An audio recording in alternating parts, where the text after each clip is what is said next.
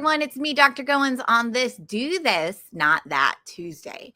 So, this whole segment is because practically everyone talks about being a relationship based educator, but there are certain things about how you plan things or do things that kind of give me the red flag or the green light that yes, they know what they're talking about.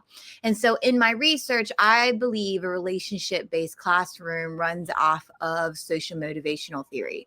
And the one to bring up first is social cognitive theory. So again, in social situations, cognitively, how do people think? And so that's brought up by Albert Bandura in like the 60s and the 70s. And so every person that we already know through social media has a social influence in this world. And that social influence is determined by how they make decisions to behave and what beliefs they give into and how they can achieve their goals. And so the beliefs on whether they can achieve certain goals in an environment, which implies that goal setting is important to have in the environment, which is why we have, standards and SMART goals and all those things.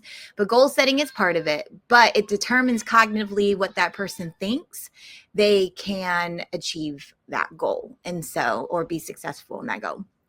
And so it's very important to kind of mold that shape or mold and shape that thinking by social interactions, by language and environmental cues. And so we'll start here with the environment.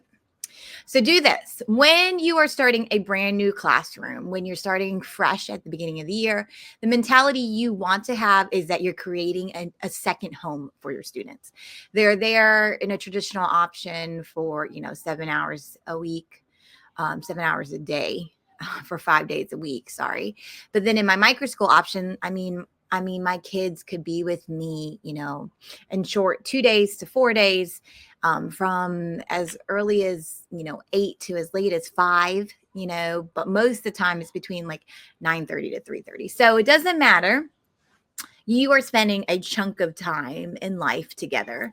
And so it's important that when they leave their home, they feel like they're going to a second home. So when you set up around the mentality of building a home environment, you're focusing on long-term benefits and hospitality. So you're going to have functional spaces, like literally do your students use it?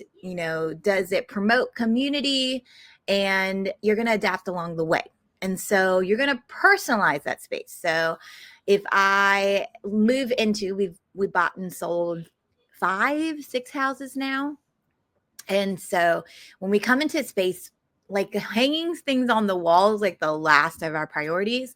But if you were to look at my walls right now in this bedroom, literally all of it is like pictures and personalized items. Husband got an award here at work, or picture set over here, or a picture frame that was really important to us of like a painter or a saying. So it's just very applicable to real life and relevant that you want to be in spaces that feel like it's personalized and your own.